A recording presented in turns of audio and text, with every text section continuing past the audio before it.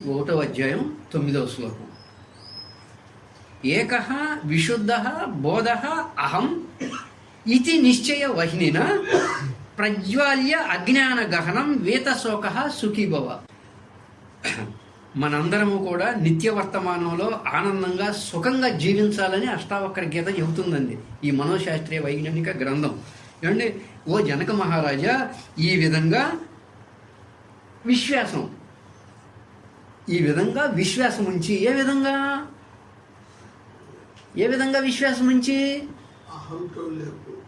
అహం అనేది విషంతో సమానం, అహం లేకుండా ఉండటం అనేది అమృతంతో సమానం అనేటువంటి విశ్వాసాన్ని నువ్వు ఉంచి, ఈ విశ్వాస రూప నా అహం, నేను కర్తను కాను భోక్తను కాను అనేటువంటి ఆ అమృతాన్ని త్రాగి, ఏమండి ఈ విశ్వాసం అంటే నా అహం అనేటువంటి అమృతాన్ని త్రాగి నేను ఏకత్వాన్ని చూచేవాడను. ఏమండి, ఏ మలినాలు ఏ దోషాలు లేనటువంటి శుద్ధ మనస్వరూపంగా ఉన్నవాడిని, బోధ ఆత్మజ్ఞాన స్వరూపంగా ఉన్నాను. ఆ ఎనిమిదో అధ్యాయంలో ఉన్నటువంటి విశ్వాసాన్ని నువ్వు తీసుకుని నా అహం అనేటువంటి అమృతాన్ని నువ్వు తాగి నేను ఏకత్వాన్ని అనుభూతి పొందేవాడిని, నేను ఒక విశుద్ధ మనసు కలవాడిని, నేను ఒక జ్ఞాన స్వరూపుణ్ణి ఏమండి ఉన్నాను అనేటువంటిది. ఏకత్వము అంటే ఎప్పుడు ఏకత్వం వచ్చింది మీకు?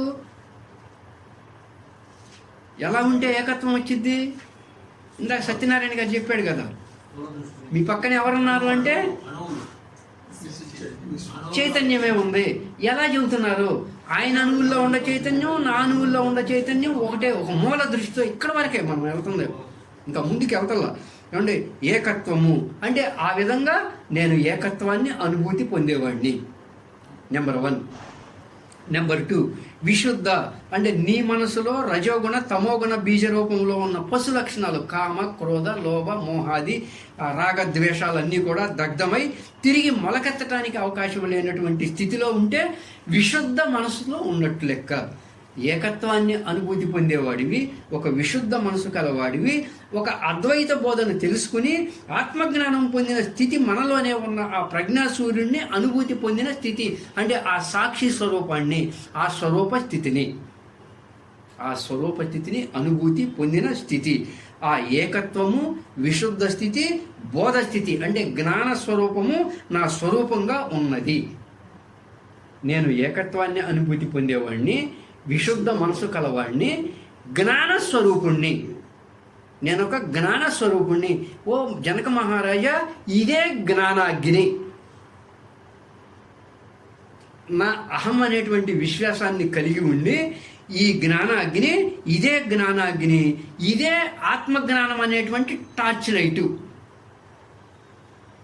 నేను ఏకత్వాన్ని అనుభూతి పొందేవాడిని, విశుద్ధ మనసు గలవాడిని, జ్ఞానస్వరూపుణ్ణి. అంటే మీ దగ్గర టార్చ్ లైట్ ఉన్నట్టే. టార్చ్ లైట్ ఉంటే తాడును చూసి పాము అనుకోవేక.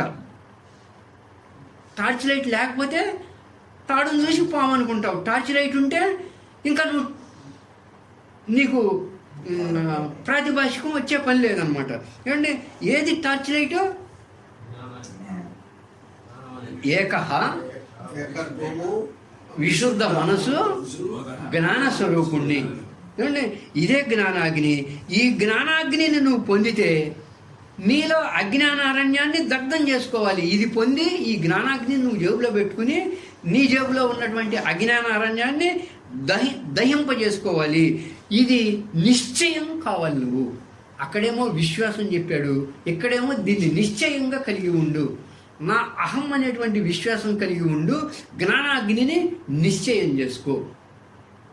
ఏమండి, నీవు ఈ ఆత్మజ్ఞానం అనేటువంటి జ్ఞానాగ్నితో ఆ అవిద్య అనేటువంటి అజ్ఞాన అరణ్యాన్ని దహింపజేసుకుంటే నీకు ఏకత్వము లభిస్తుంది. ఒక విశుద్ధ బోధ స్వరూపుడివి అవుతావు. నువ్వు శోకము లేకుండా సుఖంగా నిత్య వర్తమానంలో ఉంటావు. ఈ నిశ్చయాన్ని పొందు.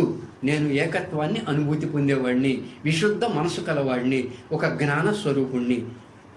జాగ్రత్త అవస్థను తెలుసుకుంటున్నావు, స్వప్నావస్థను తెలుసుకుంటున్నావు, సుషుప్తావస్థను తెలుసుకుంటున్నావు, తురీయంలో నాలో అన్నీ పడిపోయినాయి అని కూడా తెలుసుకుంటున్నావు నువ్వు. అటువంటి జ్ఞానస్వరూపుడివి నువ్వు అండి. ఈ నిశ్చయాన్ని నువ్వు పొందు, ఆ విశ్వాసాన్ని పొందు, ఈ నిశ్చయాన్ని పొందు ఏమండి. అలా ఆ అజ్ఞానారణ్యాన్ని నిశ్చయ జ్ఞానంతో దహింపజేసుకుంటే ఏ దుఃఖము లేని స్థితిని పొందుతావు. అలా దగ్ధం చేసుకున్నప్పుడు ఇంకా మనలో బీజాలు ఏమి మొలకెత్తవిక. నువ్వు నీ పక్కన కూర్చున్న ఆయన లక్ష్మీనారాయణ అనుకుంటే నీలో బీజం మొలకెత్తుద్ది. నీ పక్కన కూర్చున్న ఆయన కూడా చైతన్యం అనుకుంటే ఇంకా నీలో అజ్ఞాన బీజం మొలకెత్తే పని లేదు కదా ఏమండి. అలా దగ్ధం చేసుకున్నప్పుడు ఇంకా మనలో బీజాలు ఏమి మొలకెళ్తావు, అన్నీ దగ్ధ బీజాలు అయిపోతాయి.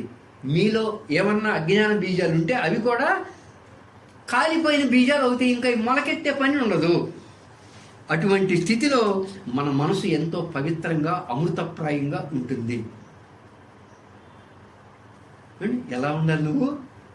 నా అహం అనేటువంటి విశ్వాసం కలిగి నేను ఏకత్వాన్ని అనుభూతి పొందేవాడిని, నేను ఒక విశుద్ధ మనసు కలవాడిని ఏమండి. విశుద్ధ మనసు కలవాడు, రజోగుణం తమోగుణం లేనటువంటి విశుద్ధ మనసు కలవాడిని, ఒక జ్ఞాన స్వరూపుణ్ణి. ఇలా ఈ జ్ఞానాగ్ని నువ్వు ఎప్పుడైతే కలిగి అజ్ఞానారణ్యాన్ని దహింపజేసుకుంటావో అప్పుడు నీ మనసు ఎంతో పవిత్రంగా తయారవుతుంది, అమృతమయం అవుతుంది. ఇతరులతో పోల్చుకోకపోతే అమృతమయం అవుతుంది. నా అహంతో ఉంటే అమృతమయం అవుతుంది ఏమండి. నువ్వు జ్ఞానాగ్నితో అజ్ఞాన బీజాలని దగ్ధం చేసుకుంటే నీ అంతరంగం అమృతమయం అవుతుంది. ఇంకేం కావాలి మీకు? ఇంకేం కావాలి సార్? ఇంకా ఇంకా మీకు ఏ బోధ కావాలి? మీరు అసలు ఎందుకు వచ్చారు? ఒక నిత్య ముక్త స్థితి పొందడానికి, ఒక అమృత స్థితి పొందడానికిగా 3 చెప్పేశాడా? 3, 4. నా అహం అమృతం, పోలిక లేకుండా ఉండటం అమృతం, జ్ఞానాగ్నితో అజ్ఞాన బీజాలని దగ్ధం చేసుకున్నావంటే నీ అంతరంగం అమృతప్రాయం అయిపోతుంది ఏమండి. జ్ఞాన ప్రాణాయామం, జ్ఞానాగ్నిని ఒకటి చెప్పి రెండోది ఏం చెప్తున్నాడు? రేచకం అంటే ఈ శ్వాస బయటికి వస్తుంది, బయటకు వచ్చేటప్పుడు అహంభావాన్ని దేహభావాన్ని బయటికి వదిలేస్తున్నా. ఊరికే కాదు, ప్రాక్టికల్. శ్వాస బయటకు వచ్చేటప్పుడు అహంకారాన్ని దేహభావాన్ని బయటికి వదిలేసి పోడకం లోపలికి వెళ్తున్నప్పుడు నేను విశ్వ చైతన్య స్వరూపాన్ని, సహ ప్లస్ అహం అని మనం తెలుసుకోవాలి. అతడే నేను. ఇది లోపలికి వెళ్ళేటప్పుడేమో అతడే నేను, బయటకు వచ్చేటప్పుడేమో అహంకార భావాన్ని దేహభావాన్ని వదిలేయటం. ఇదే రెండవ జ్ఞానాగ్ని.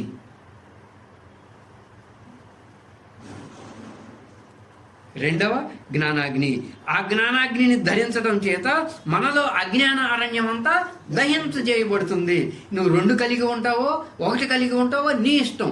రెండిట్లో ఏది కలిగి ఉన్నా నీ అంతరంగం అమృతప్రాయం అయిపోతుంది అండి.